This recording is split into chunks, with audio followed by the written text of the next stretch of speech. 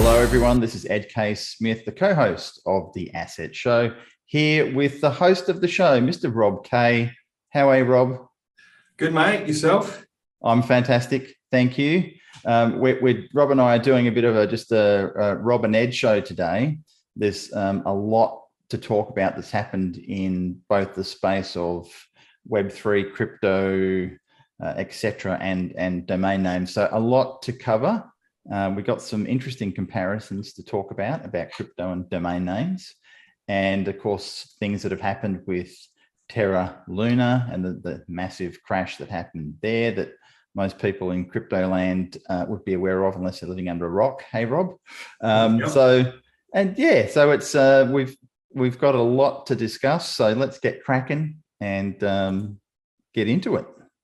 I was reading just today, and the day we're recording this is the 18th of May. And there was a really good article in the Australian Financial Review by Jonathan Shapiro, and it's entitled "What We've Learnt from Crypto's Crash." And he made some good points in there. And I'm going to read some of this stuff right off there. So excuse me for that, but that's the best way to do it.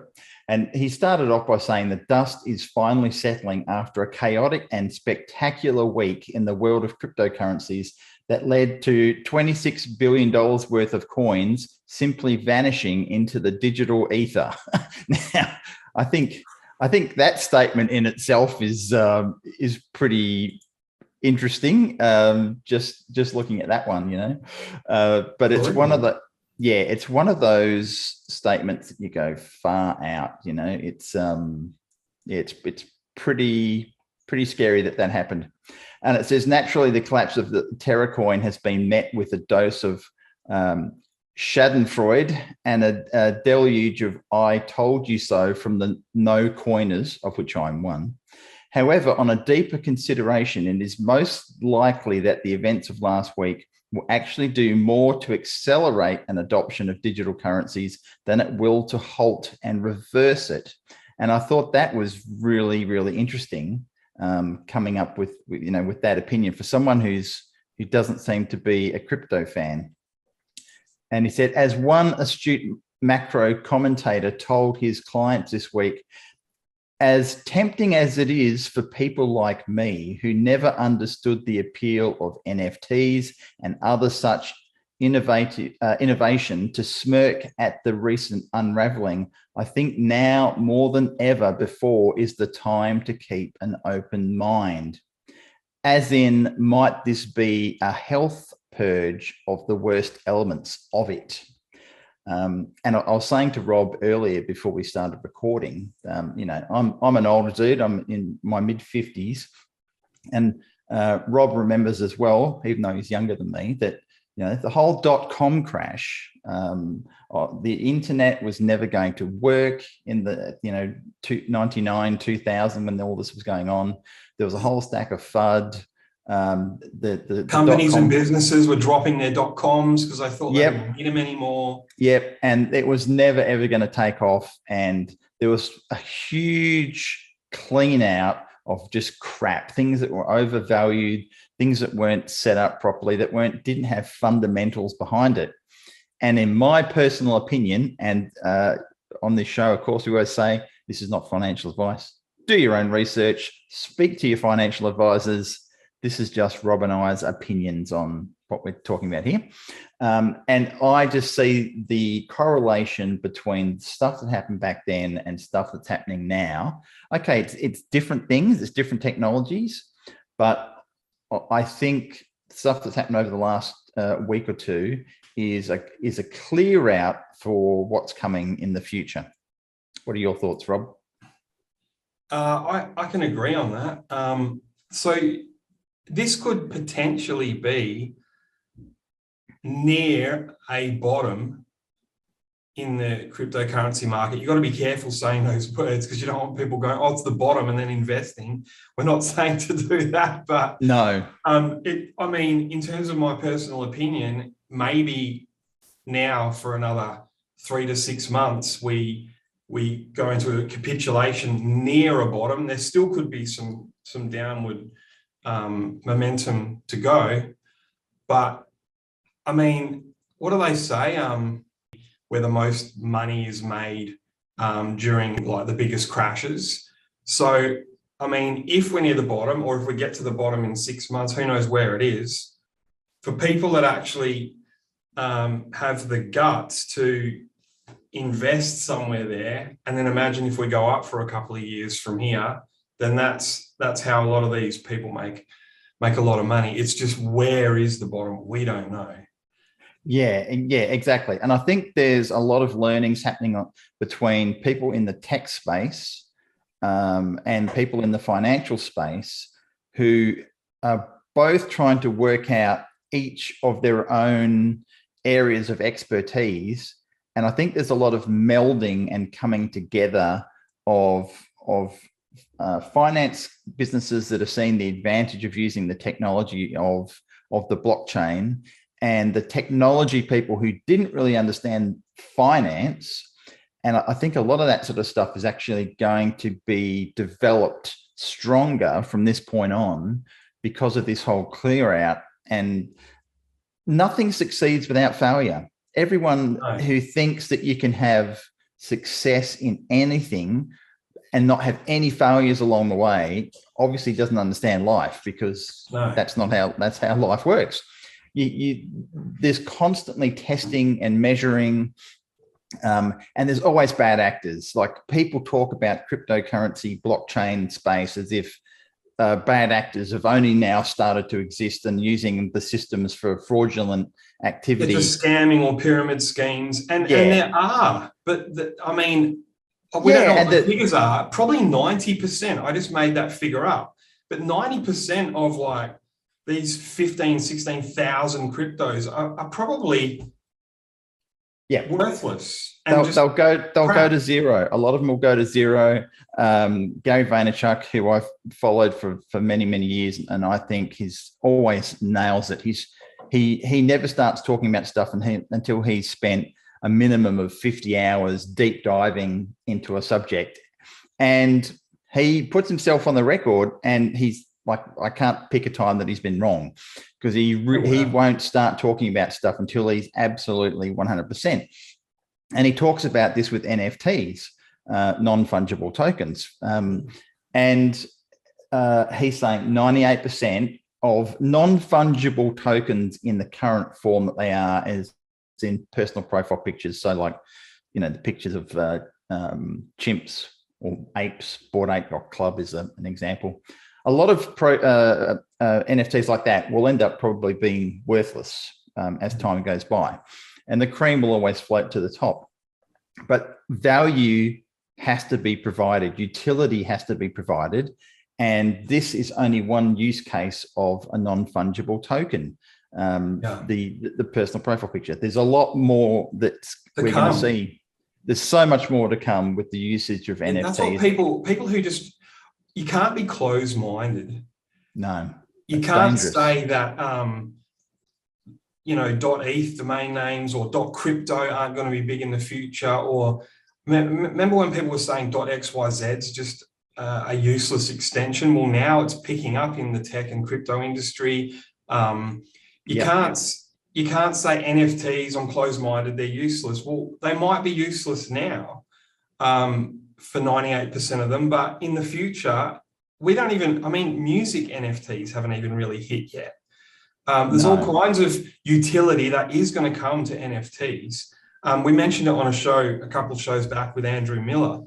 There might be a point where your local gym has 1,000 NFTs and you're not allowed to enter the gym unless you buy an NFT. And that's a utility in itself. You're part of the gym club. NFTs haven't started. No. I think, you're come on, Ed, get the words out. You're spot on with saying that you've got to keep an open mind. And I think there's a lot of people right now, they're rubbing their hands with glee saying, oh, crypto's dead. I told you so. No. It's not dead. Well, I know that. It's not. Certainly there's been corrections and huge corrections. It's going through a massive correction and then probably a massive capitulation along the bottom for a while. Now. Yeah. But in my opinion and in my knowledge of what I've seen in the past. And always remember this statement: history leaves clues. Okay, so thinking that history hasn't already given us similar lessons to what's happening now is very naive. You need to do your research, people. That's what I say. Look at history.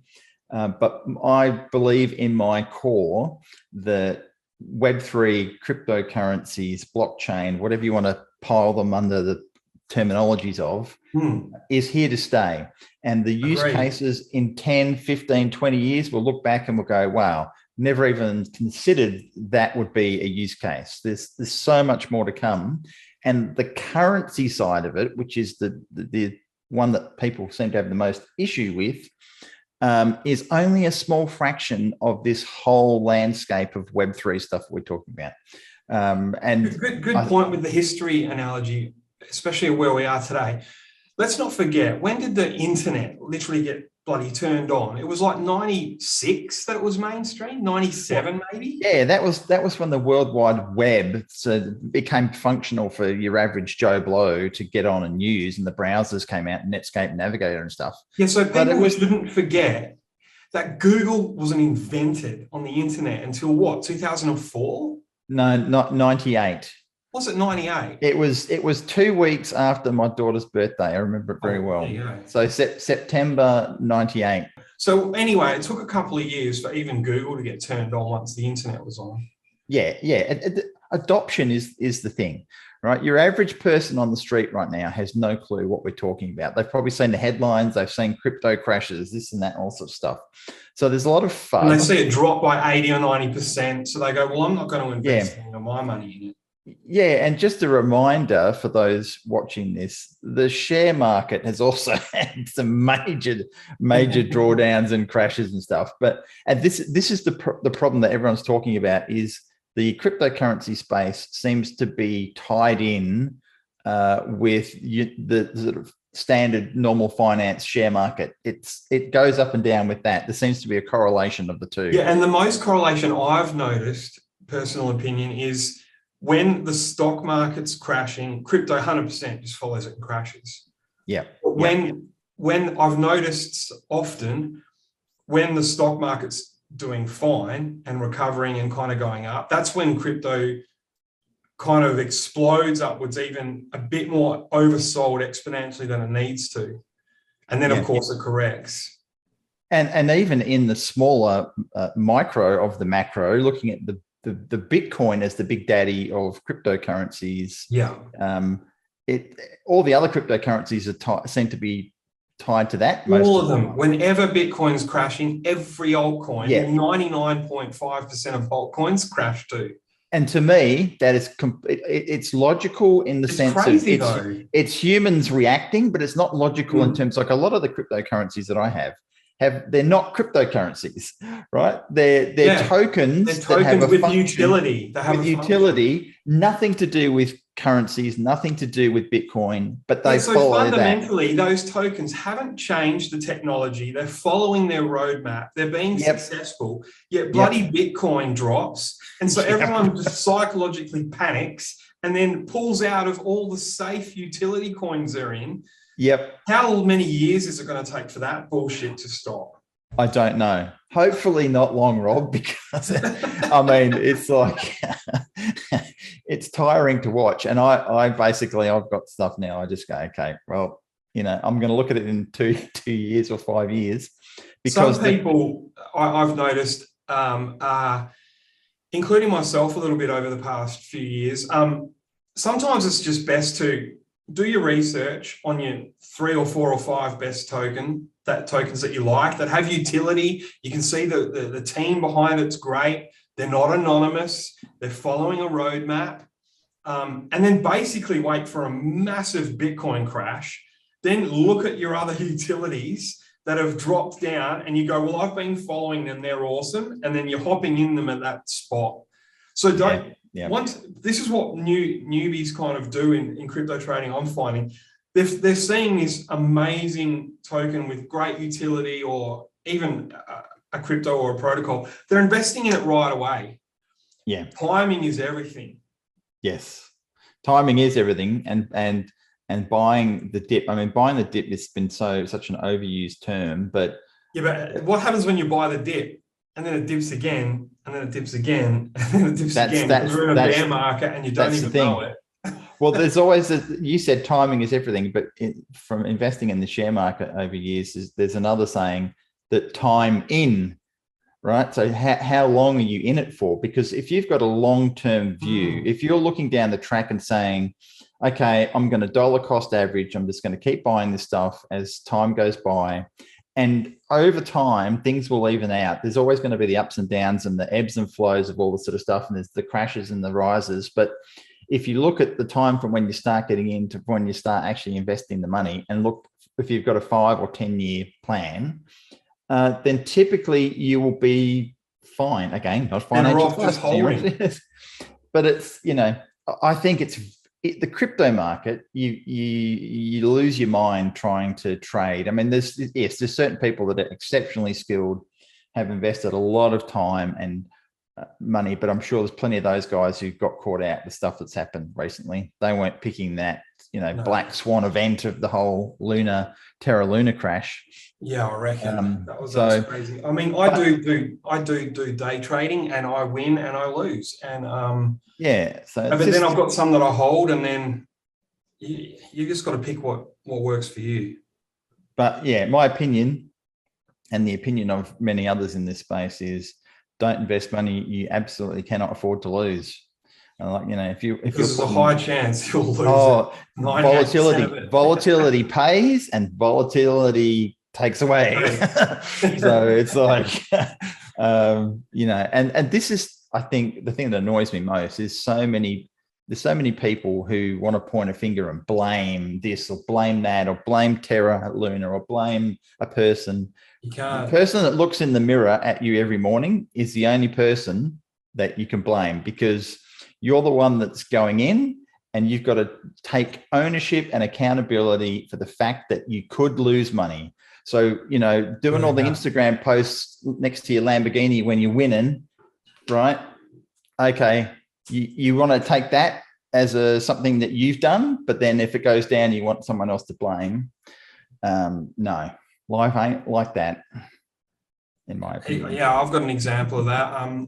When the other day, when I posted on this website, assets.com.au, as it was happening, the Luna crash, I posted in the first few minutes that it was really happening. And I saw that the Luna price dropped like 85% from like $80 to like $5. Yeah. And like, as a sometimes day trader, in terms of my brain was telling me, man, it's down like from 80 something dollars to $5. Surely this is near the bottom. Even if it only crashes down to like $4 or $5, you know, I'm okay to get in now. So I ended up getting in at about $3.80. And I thought, this has got to, it might drop to $2, but whatever. In terms of all my other experience, it should, you know, come back in the next day or two to like $10 to $20, because it just dropped from 80. So I went in, and over the next few days, what wasn't known by everyone was how crazy this was going to be, especially with the UST peg. Because so the Luna market cap went from something like 370 million Lunas that existed in the market. I didn't know that it was going to cause billions of Luna tokens to be generated to try and save the UST. They were printing stablecoin peg. So I got in at $3.80 when there were 370 million Luna. A couple of days later, there was billions and billions of Luna, which watered down the price from when I got in at $3.80 to under a cent. Yeah. So who do I blame? Am I going to get on Twitter and go, screw you? But it's my fault. Yeah. I lost my money. No one cares, mate. No one's going to say, here's your money back. And you know what? It's easier going through life. It's easier going through life, in my opinion, taking responsibility and accepting the blame for everything rather because it's trying to put it out in other people. It doesn't work, and it's tiring. So just go, okay, you got to go in with your eyes open, and you got to know what you're in for, good or bad. You can't and that's how you crow get like a cock. That's how I've always gotten good at stuff, and how I've failed a lot. I don't mind failing. It's all about fail fast.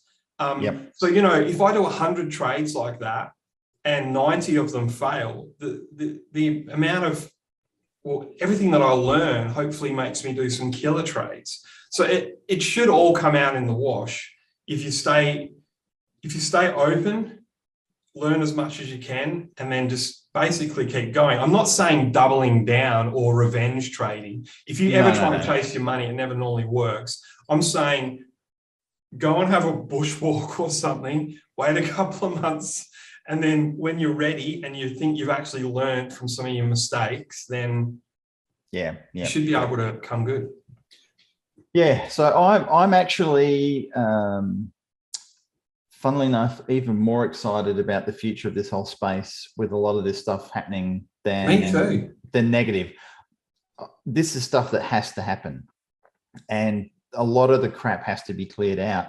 And this is all new. People are forgetting. Everyone is learning.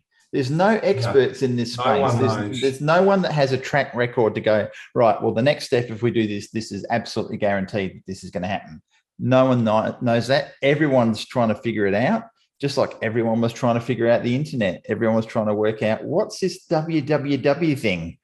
It's just, people have no idea of what this stuff is. And all these registrars that were inventing new TLDs thinking they're going to destroy .com, and they never did. You never know what's going to happen. Yeah. Going on to the subject that we were talking about, I'm going to put my glasses on here so I can read this, get my seeing eye dogs on. Someone who's very well known in the domain investing space, Mr. Rick Schwartz, the Domain King. That's a self-titled name there, but I think it's a valid one. There'd only be 2 or 3 people in the world that could claim that, and he's definitely one of them. Yeah, he wrote an article on his blog. He did some stuff on Twitter first. Now, we'll put a link to this because I don't want to read it all because it goes on quite long. But he does a domains versus Bitcoin, the ultimate challenge and visible test. The reason domains win and win big. And he goes on, he's been investing in Bitcoin from back in 2013, the first time he bought a Bitcoin.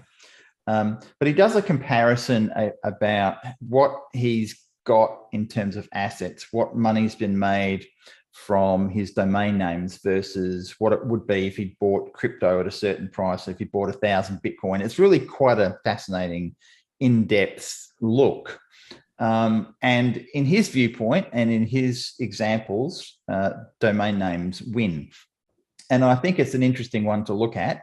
The way I look at things is it's definitely not an either or.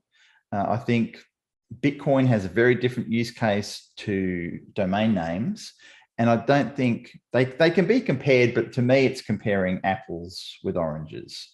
It's a bit like saying buying shares in a company versus buying an investment property. They both have their pros and cons, but they both have extremely different use cases.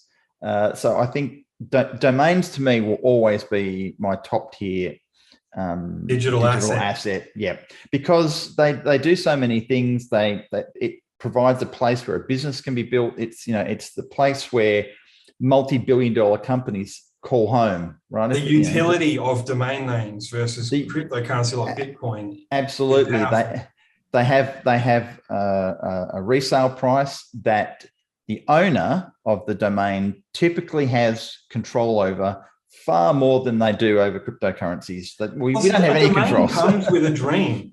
A domain name comes with a dream, because if you're buying that brand, it is an NFT. It's a 1 in a mil. It's a 1 in a billion. It's a unique one-off digital asset. And whoever's buying it, they are buying it for a reason. They have a dream that when I get this, I'm going to build this brand and I'm going to turn it into this. Yep.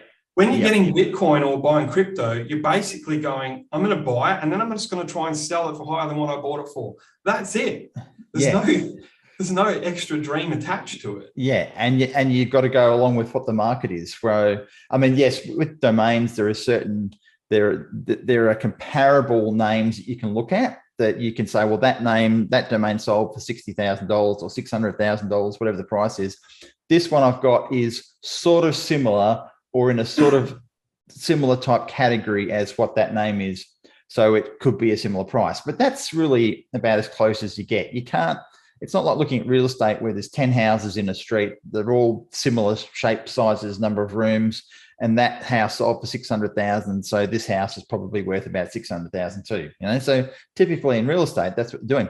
You can't really do that with domain names because, as Rob just said, they're an individual asset with unique qualities that no other domain on the planet has.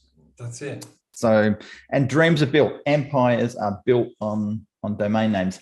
And just in case anyone's doubting this, all of these cryptocurrencies and DeFi services and NFTs and platforms, guess what? They've all got websites. They've all got domain names. They don't exist. So I think the utility of stuff that's coming down the path with cryptocurrencies and NFTs and decentralized finance, or DeFi as it's called, they're hand in hand. I think to say that one is going to dominate the other or take over isn't having a bigger picture of what is actually going to be transpiring with all the use cases of this stuff. So it's very exciting. Rob and I are excited. In case we are, but when I say domain names nowadays, I don't just talk about as digitalassets.com or .com.au anymore. Mm-hmm. I think it is expanding. I mean, I've been buying up. I mean, I bought my first .eth domain name from ens.domains a couple of years ago. I've been buying them for years under multiple entities. But I'm right now, especially in this bottom, I'm really looking into it. And if I share the screen for a second, go for it. Share screen. Share. I mean, you can just see 2 weeks ago on decrypt.co, domain names are fueling the latest NFT craze on Ethereum. Here's why. ENS, which is the .eth domain name space on, if you call it Web3, or basically on the blockchain, because it's not on the normal DNS yet. They had $1.3 million worth of sales US in the last 24 hours, 2 weeks ago. You should go and have a look at this article. You can probably Google it. Just Google this title here, and you'll find this article. There's so many. Basically, I've been following, and all the three. You can't get a 2-letter .eth, by the way. No. All the 3-letter .eths are gone. Mm-hmm. All the 3-number .eths, are gone. So from 0 to 999, they're all gone. Yep. And they're selling for thousands of dollars, and you can only buy them on the aftermarket now. You can't hand register them. They're all gone. Yeah. And pretty much all the 4 letters as well, like 1, 2, 3, 4.eth, they're all gone too now. And they're all selling for thousands of dollars each as well. Now, I'll give you one more example before I talk about this. See, public figures have already started using ENS names as their Twitter usernames, like Jimmy Fallon uses Fallon.eth. All these other people, the Coinbase CEO, and Coinbase is one of the biggest crypto exchanges in the world, a centralized exchange. The CEO of Coinbase uses this. The guy who invented Ethereum, what's his name again? Vitalik. Buterin Vitalik. He uses Buterin Vitalik. He uses Vitalik.eth. He uses his surname. I bought my surname, luckily years ago, .eth, because they're all pretty much they're all gone. And you'll see here, there's on Twitter. Twitter's so powerful for business. I mean, we all know Yeah. I mean, Elon Musk just offered, what was it, 44 billion or 42 billion to buy Twitter. And that's still, we don't know what's going to happen with that. But this guy, he's using 8747.eth. And he gives an idea of, a couple of weeks back, what he thinks on 4-digit numbers. He says there's only 10,000.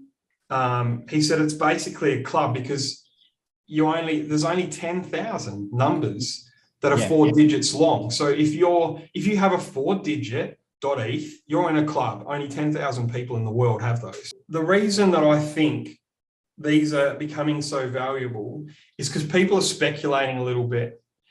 And this is only my opinion, and it could be wrong.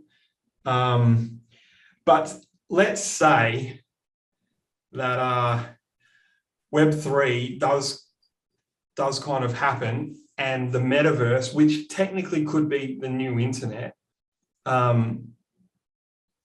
which means like new browsers would come out so that instead of finding websites and emails and stuff like that on the DNS, you'd be able to use basically a new internet, which some people are calling Web3 or the metaverse, right?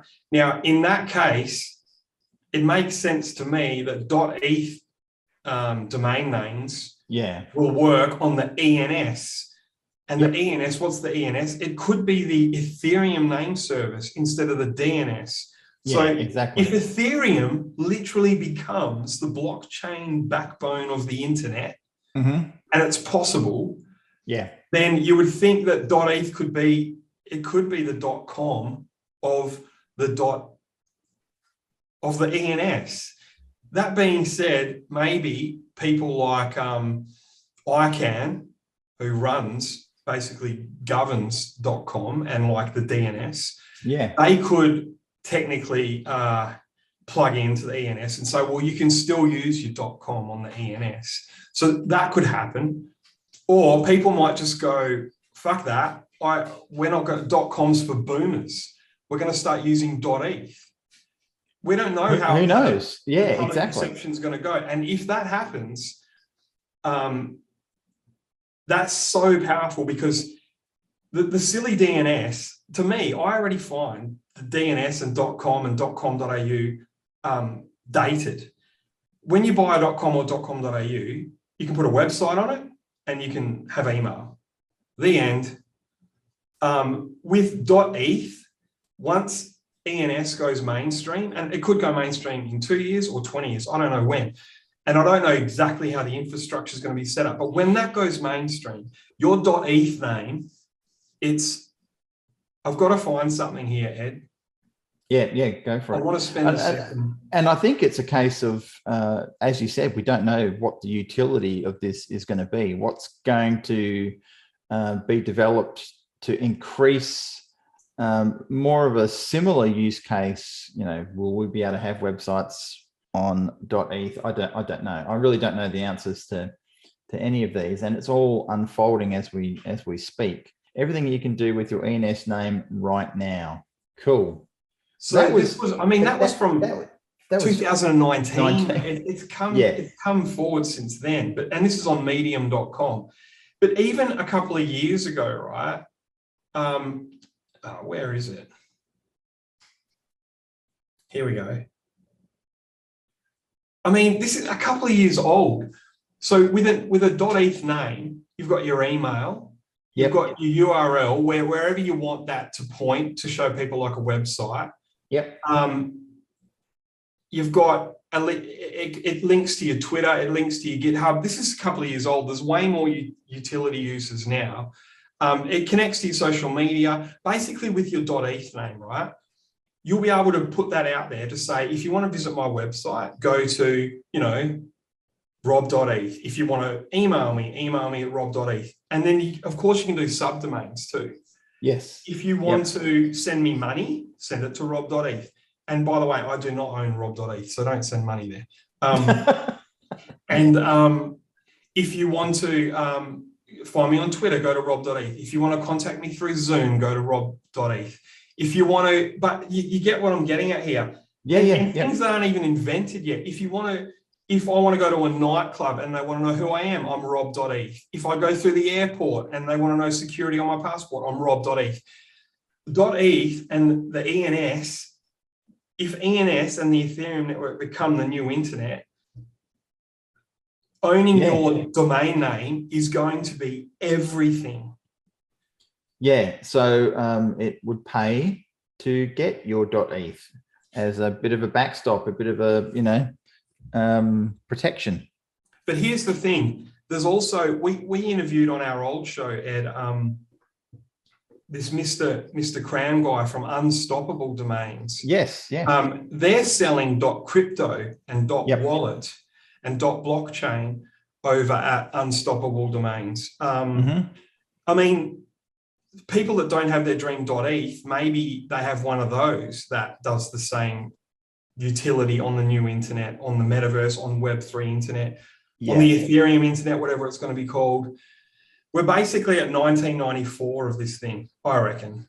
I agree. Yeah, I think there's so many things that 10 years down the track will reveal what we've just talked about now and what people are using them for to be quite amazing. And I think I just don't discount it. I think be open. You've got to be open to all of this stuff because people who are in the newspaper business were poo-pooing the internet, saying this internet thing is all just crap, and newspapers will never die and magazines will never die, and they have. The record industry was saying we'll always be putting CDs in music stores. No one can stop us. Yeah.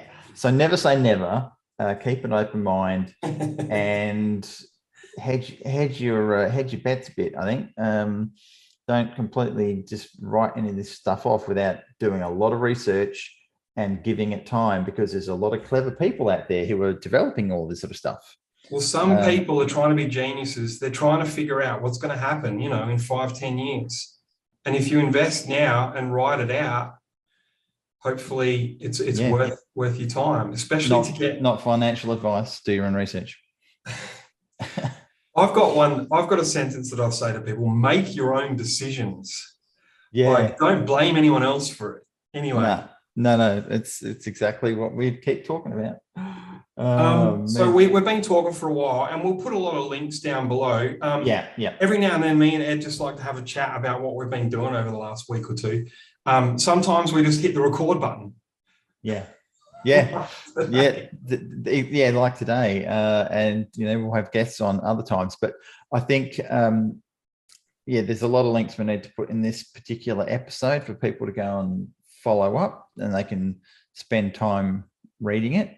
But a lot going on, a lot of good stuff going on. And look, I want to give a go on. You go. Yeah, I'm just saying, there's a lot of people out there that are hurting right now. So we're not trying to be blasé. There's a lot of people who've lost, a shit ton of money. And they may never recover from it, but they can recover from it, but it may feel like they can't recover from it. But it's it comes down from learning. I mean, if you've been hurt by crypto going down, you either hold and think that it's going to come back, or you pick the next right time and use all your experience to go again. Yeah. Just, I think writing off the spaces because of a couple of things that have happened would be, in my opinion, unwise. Now, there's some people who watch this show who probably only want us to talk about domain names, and some people who only want us to talk about crypto and blockchain. But NFTs. We will some episodes we will do that where there's a focus or we have a guest on. But in episodes like this, we're just mixing it all up. But we'd like your feedback. And of course, if this is your first time watching us on YouTube or listening to us on Spotify, follow us, like us if you liked it. If you don't like it, don't like it. But please subscribe. We want to have you on the list so you see the stuff that comes out. So I think we've about covered what we were going to talk about. Again, it's one of those constantly evolving spaces, mate. It's It is. Never a dull moment in either domain names or Web3. All right, I'll Alrighty. see you next time, mate. Okay, we're done. Thanks for tuning in for this episode of the Asset Show. Greatly appreciated. And thanks, Rob. We'll see you on the next episode with our special guests that we've got lined up. So Yes, stay we tuned. do. Stay tuned for that. We've got some corkers. See you, Ed. Alrighty. See you, everyone. See ya. Bye.